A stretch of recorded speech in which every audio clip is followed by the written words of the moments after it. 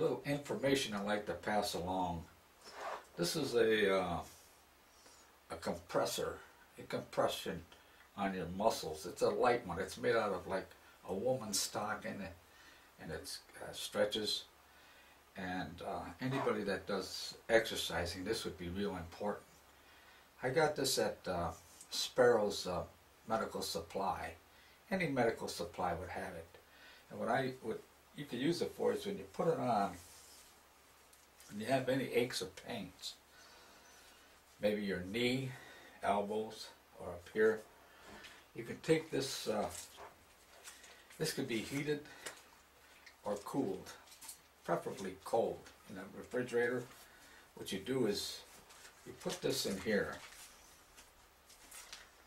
then you put it on your sore spot, whether it's your knee or whatever it is, and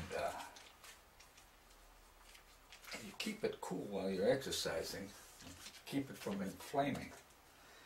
And I'll tell you, this is better than the commercial ones. The commercial ones, they got the little pockets, and it sticks way out there. It's clumsy. I even put ice cubes in there. A little wet. Of course, you could put ice cubes in a plastic bag and do that, but this is really good. But unfortunately, it always helped me out, except for lately, the last 6 months. From here to here, on this left hand of mine, pain is tremendous here in one of my exercises they're called a bench press. All the other exercises don't bother me. Right here. And what I have to do is I have to put this on and put this on here just so don't squeeze my skin when I put this. This is a little tighter one, so it goes a little lower. Then I put these. This is also that medical. You can squeeze as much as you want on this. They usually put it around your knee. I got it up here to squeeze this area because I get a lot of pain here. And what I'm doing is almost like a hernia. You got to hold it in place, and it still pains, but not as much. And I got another compressing thing here.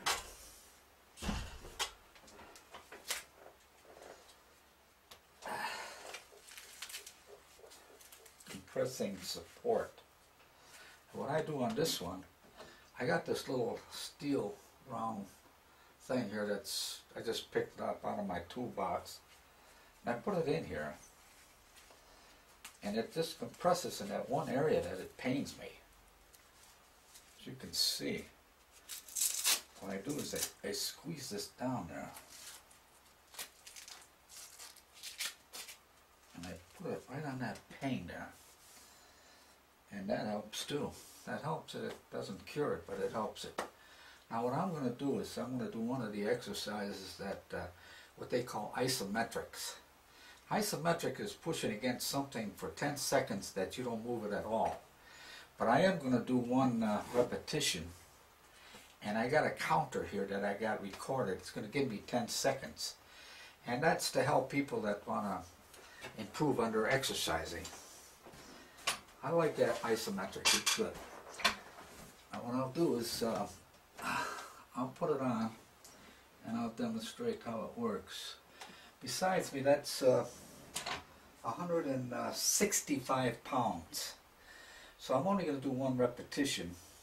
I mostly exercise for strength because I don't have no endurance at all. I get tired easily. So here it is.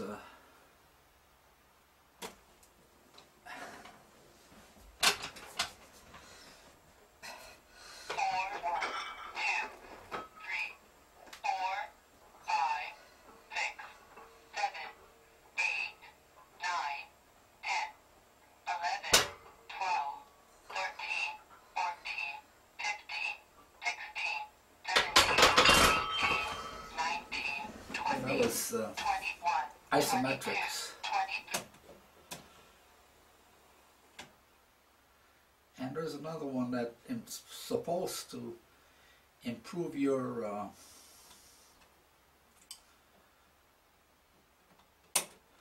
improve your strength or your exercising routine. They call that power of 10.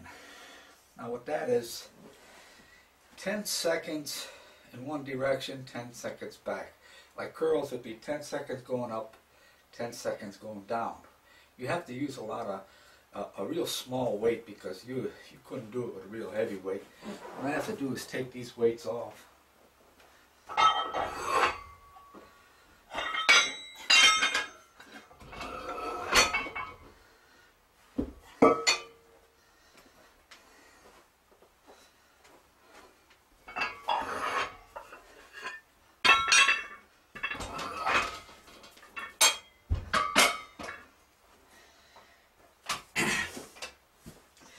10 seconds down, 10 seconds up. I'll try to do a couple of repetitions that way. And I got a recorded counter to help me do the seconds for me. And here goes.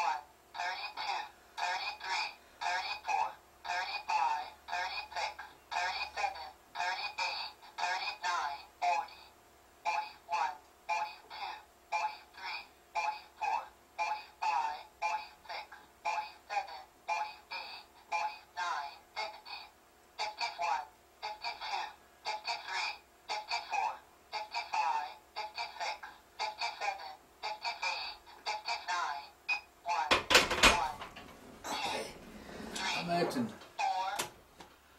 you get what I mean.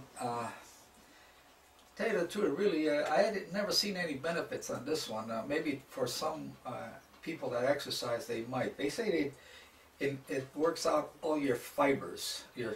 Because in real lifting weights, you only get the big ones that exercise. This one's supposed to exercise the small fibers, muscle fibers, which is true. I don't know.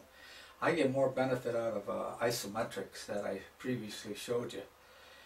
And that's about it. I'll have to hit the remote and cut you off.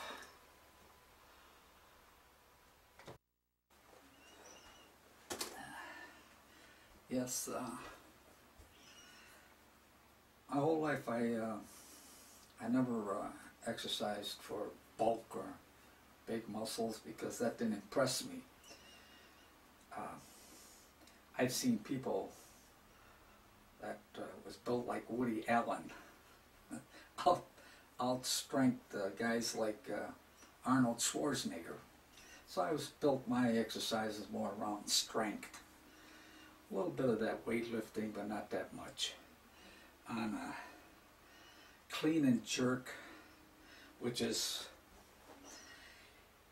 when you pick it up, you get it up about this high, then you jump underneath it, then you stand up, and then you bend your knees a little bit, and you get it up about that high, and then you get underneath it. That's the clean and jerk. Well, that's strength exercise, maybe not perfect like the weightlifters do. Also, you can take our athletes, they're not bulky yet, they're strong boxers, baseball players, pitchers. So I always went for strength exercise. And then a standing press, that's another exercise for strength. After you clean it up to here, you can't bend your knees. You got to keep your knees straight. You can bend way back. You give a little shove with your body. You get it up to about here, and then you keep without bending your knees. And I'm going to try to perform both. This is 95 pounds. When I was young, clean and jerk was almost 200. And standing press 175, and I weighed 150, 155. That's no big deal in weightlifting, but it was better. It was pretty good for an average guy. So here goes.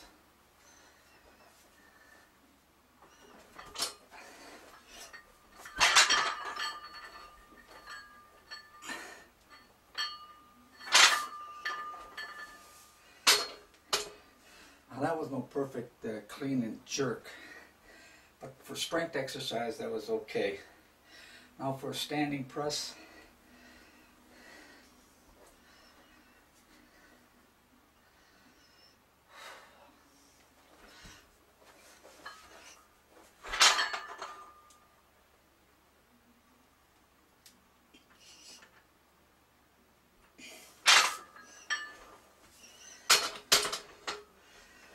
that was it. And that's about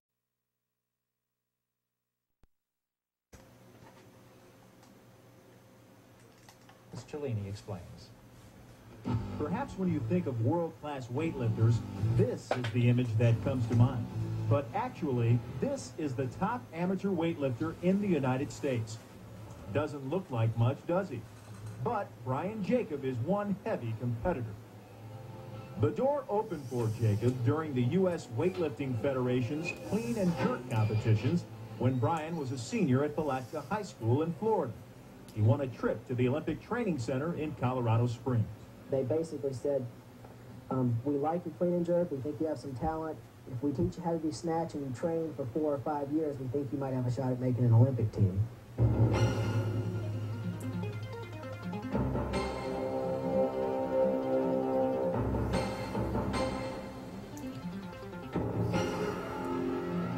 Since that trip to Colorado Springs, Brian has excelled in the snatch, becoming a 3-time national champion. He's postponed getting his civil engineering degree from Georgia Tech in order to train full-time for the Olympics. Well, he's a very disciplined lifter. He's married, he's going to school, he has a job. He trains sometimes twice a day, 5 days a week. He's a natural athlete, but he's channeled that natural ability into hard training and hard work. Which paid off at the Olympic trials in May, when Brian set an American record in the 60-kilogram weight class by snatching a double body weight, 122.5 kilograms. I like getting a lift and making a lift that people don't think I'm capable of, and then I do it to prove that I can. And then, you know, I really like is once I've got the weight up over my head and they give me the down signal, letting it fall and hit the floor and having 300 pounds bounce around and the noise that it makes and everything. I get a big rush out of all of that. He may not look like a big-time lifter, but therein lies the challenge, to send those limited expectations crashing to the floor. President, and I got... I think it helps you out, you know. It helps you out more than a lot of other things that you can do. When 82-year-old George Pregetzer of Jackson enters the weight room at the Jackson-Y, it may appear at first that he's out of his environment. And many his age are in nursing homes. George hangs out with the young Charles Atlases of the world and does his thing. What are some of the thoughts when you're out there putting those weights on and so forth and going to different machines? What's going on in your mind at the time? What are you thinking? Well, I'm thinking that pretty soon I'll be through and then I can take a shower and get the hell out of here. That's what I'm thinking mostly. As you do more and more of it, you'll find that it's easier for you to do, and then you can add a little weight onto it, you know, see. At 5.5 feet tall and around 125 pounds, George can curl 40 pounds of steel, lift his weight in iron. I've hurt myself a lot of times by putting too much weight on something or trying to lift too damn much. Now, this is no once-a-month routine. 3 days a week, 3 hours each workout is proof that George means business.